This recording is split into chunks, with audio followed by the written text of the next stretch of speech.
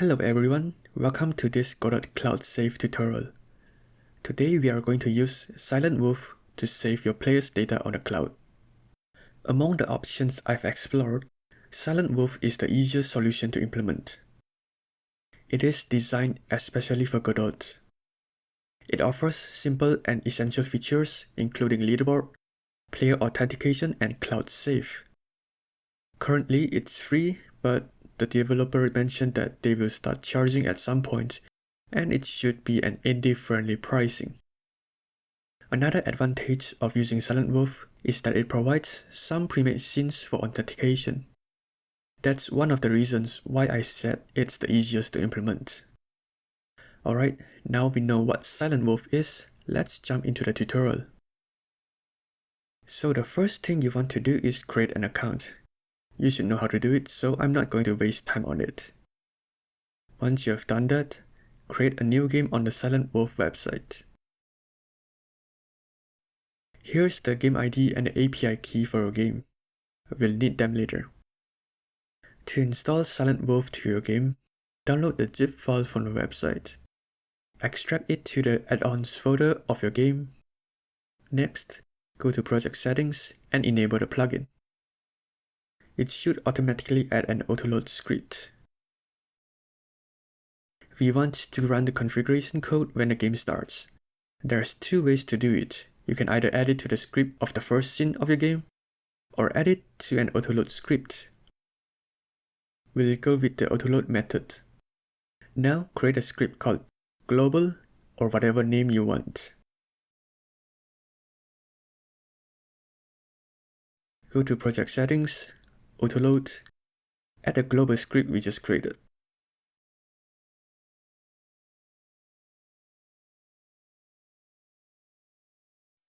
Next, in its ready function, add the configuration code. Here's where you want to place the API key and the game ID. We also want to tell it where the game should go after the authentication. In my case, it's main.tscn.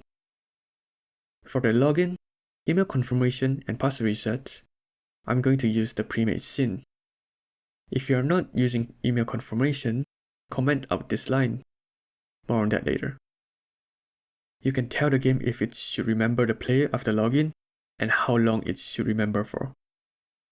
Cool, now let's start with authentication. On the website, go to Setup Player Accounts.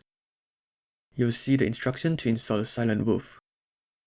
We've already done that, so let's keep scrolling. Here, enable player authentication. You can choose if email is required for signup or not. Down here, you can enable email confirmation. For this tutorial, we are not going to enable it, but feel free to explore on your own. If we keep scrolling down, there's the instruction to set up signup, login, logout, password reset, and etc. It's very useful if you are building your own scenes to handle the authentication. But since we are using the built-in scenes, we don't need them. Now let's get back to Godot engine. I've already set up a project with some simple UI and some script. But don't worry, I'll go through them and explain their purpose. I've also uploaded the project to GitHub, link is in the description. Alright, let's take a look here.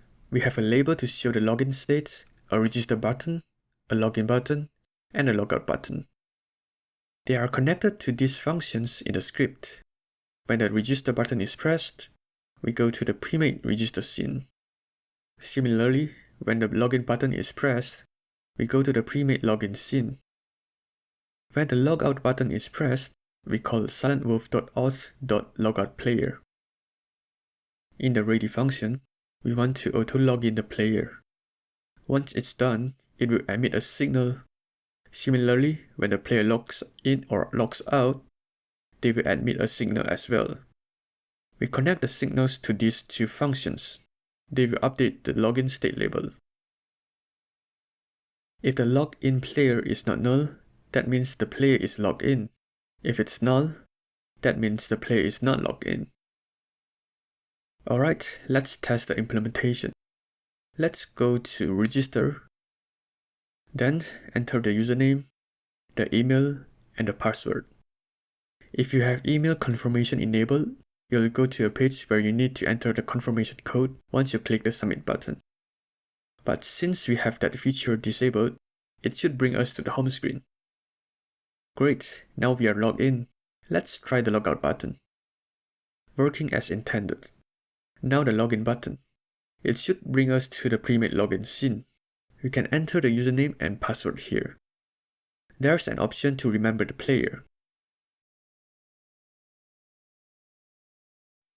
If this is enabled, the auto login player we called in the ready function will log in a player if there's a saved session. I'll show you now. If I close the game and start it again, as you can see, we are automatically logged in. With the authentication part done, let's take a look at saving data to the cloud. Here we have a load button, a save button, and some text edits, and a data label. When the load button is pressed, the game will check if the player is logged in. If so, it will call getPlayerData with the username as the argument. Once the process is completed, we show the loaded data on the label. Let's try pressing it. The loading fails. This is expected as we haven't saved any data to the cloud yet. Now let's take a look at the text edits and the save button.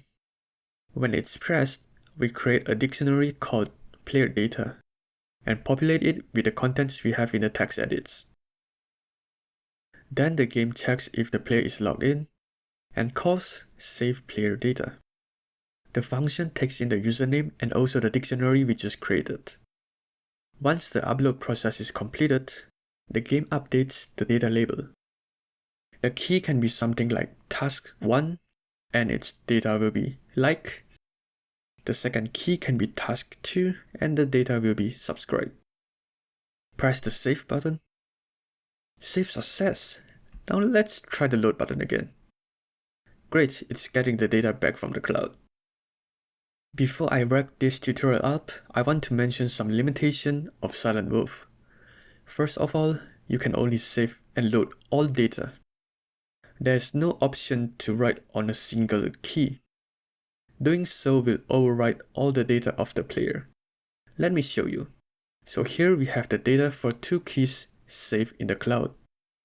Even if we want to modify the data for a single key, we still have to upload all data, or else other data will be deleted. This might or might not be a problem depending on your game. Another problem is the lack of security. In SilentWolf, you can load other players' data. In fact, you don't even need to log in to load the data. So let's log out first. In the code, comment out the line that checks if the player is logged in or not, and we manually insert the player username here. As you can see, even if we are not logged in, we can still load the data for this test player. If you look at other services like LootLocker or PlayFab, you can choose if the data should be public or private. SilentWolf is still quite new and it's made by a small team.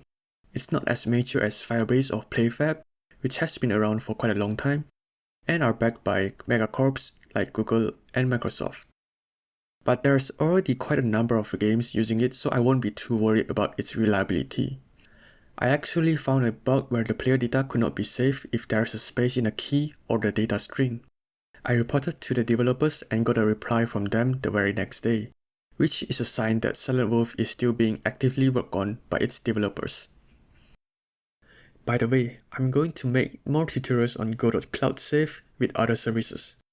If you're interested in that, please subscribe to the channel so you won't miss out.